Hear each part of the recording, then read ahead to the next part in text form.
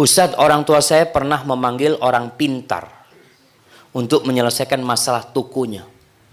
Dan saat ini orang tua ibu saya meninggal dunia. Dan saat itu saya ikut ritual itu, Ustaz. Apakah dosa saya bisa diampuni, Ustaz? Dan apakah dosa ibu saya yang sudah meninggal dunia bisa diampuni dosanya dengan doa-doa saya, Ustaz? Jika tidak diampuni, apa yang saya harus lakukan sebagai seorang anak untuk menyelamatkan dosa dan ibu saya? Tergantung ritualnya, jemaah. Apakah ritualnya itu ritual kesyirikan memang? Ada yang harus menyembelih untuk selain Allah. Ada yang harus meletakkan bangkai ayam di depan tukunya. Maka kalau ritual itu ritual kesyirikan, hendaklah kita bertobat. Gimana ibu kita? Mungkin ibu kita nggak ngerti juga. Antum doakan ibu kita semoga diampuni oleh Allah Subhanahu Wa Taala. Kalau memang ada orang-orang yang nggak paham tentang hukum itu, jamaah. Karena terus terang di negeri kita ini banyak ritual-ritual yang berbau kesyirikan dianggap biasa, jamaah, oleh orang-orang itu. Ana masih waktu ana umur berapa ya? Itu di Gebang itu ada orang lagi bangun rumah, mereka mau naikkan kuda-kuda rumahnya itu. Mereka potong ayam, jamaah. Kemudian ana diminta untuk berdoa. Ana doa apa yang ana doakan ya? Ana doa minta keselamatan sama Allah.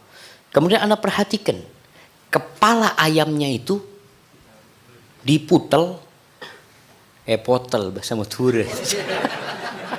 Apa diputel ini?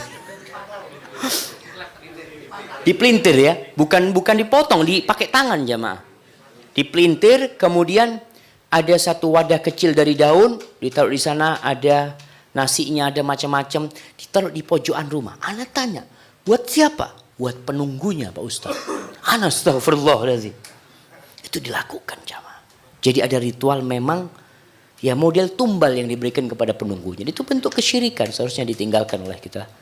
Maka mohon ampun kepada Allah SWT. Punya masalah di toko, minta sama Allah SWT. Memang ada amalan-amalan yang bisa digunakan untuk menghindari dari perbuatan-perbuatan dari jin ya. Kemudian kalau antum menghayati bacaan Qul a'udzu birabbil falaq. Di situ apa doa kita? Wa min syarrin naffatsati fil uqad. Ya Allah, dan aku berlindung dari kejahatan wanita-wanita penyihir yang meniupkan di tali buhul mereka. Ana mau tanya, Ustaz. Dulu istri ana pernah sakit gigi. Sudah berobat ke beberapa dokter tapi masih sakit. Sampai akhirnya ana dibawa orang tua berobat alternatif. Tapi bagian giginya diberi jarum dan sembuh.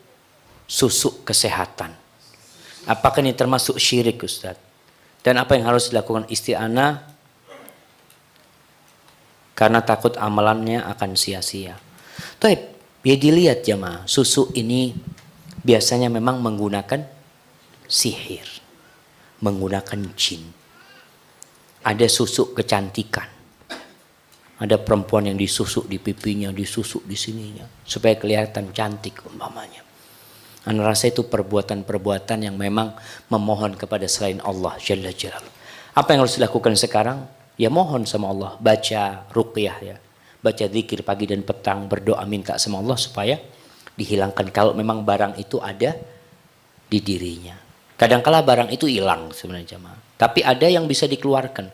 Kadangkala yang dikeluarkan itu juga perbuatan dukunnya lagi. Ana punya paman meninggal dunia. Ana belum lahir dia meninggal dunia. Abana cerita, itu di punggung paman ana dikerik, jamaah.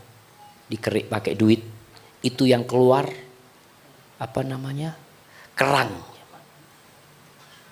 Ana mikir ya, kok bisa kayak gitu? Ya mungkin memang dukunnya yang ngerik, datangkan kerang dia seperti itu. Kerang itu, jamaah. Dari punggung paman ana dan akhirnya dia meninggal dunia. Wallahu alam. Jadi tentunya perbuatan-perbuatan alternatif yang mistik seperti itu hendaklah kita bertobat kepada Allah SWT dan meninggalkannya. Nah, ini terakhir jemaah. Kadangkala tidak nyaman melaksanakan ibadah karena perasaan ingin riya. Bagaimana caranya membulatkan niat karena Allah Tidak ada niat lainnya. Bagaimana juga caranya supaya khusyuk dalam ibadah, terutama sholat. Jamaah bicara riya, amalan hati ya. Kata Sufyan Ats-Tsauri, dia mengatakan ma'alajtu syai'an asyadda ala nafsi min niyati. Dia mengatakan aku tidak pernah ngopeni sesuatu yang lebih berat daripada niatku sendiri. Fa innaha tataqallab alaih. Niatku itu bolak-balik. Awalnya niatnya ikhlas, ada teman jadi riya. Sodakoh nggak ada yang tahu, Masya Allah. Tapi ingin bagaimana menceritakan kalau itu sodakoh dia. Umpamanya dia yang bikin masjid ya. Dia bangun masjid. Ketika dia bangun masjid nggak ada yang tahu. Ketika temannya ngomong, ya Allah masjid ini kok bagus banget ya. Siapa yang bangun? Afwan, ana nggak mau riya ya. Ini ana yang bangun. Afwan nggak mau riya, dia ngomong ini bang. Maka hati-hati. Bagaimana caranya? Hadirkan kebesaran Allah. Yakinkan bahwasanya pujian orang nggak akan bermanfaat buat kita. Orang kalau muji kita nggak ada gunanya buat kita. Kita kadang-kala ingin dipuji orang ya supaya terkenal, supaya tersohor. Wallahi pujian orang itu tidak akan memasukkan kita ke surga.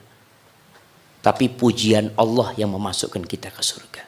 Jadi bagaimana antum boleh riya tapi di hadapan Allah. Maka caranya ibadahnya jangan ada yang ngelihat. Malam hari pakai baju yang bagus antum. Pakai parfum. Kemudian antum hamparkan sejadah. Antum mengatakan Allahu Akbar. Ya Allah aku kepingin kau melihat aku ya Allah. Itu yang kita lakukan jamaah. Jadi hilangkan rasa riya ini dengan rasa putus asa terhadap pujian orang. Artinya nggak ada gunanya pujian orang itu. Sehingga kita minta pujian Allah Subhanahu Wa Taala, minta karunia Allah Subhanahu Wa Taala. Kemudian untuk kekhusyuan, doa juga kita minta. Di antara doa Nabi itu Allahumma inni a'udzubika min ilmin la yanfa wa qalbin la yakhsha. Dan aku berlindung kepadamu dari hati yang nggak tunduk, yang nggak khusyuk.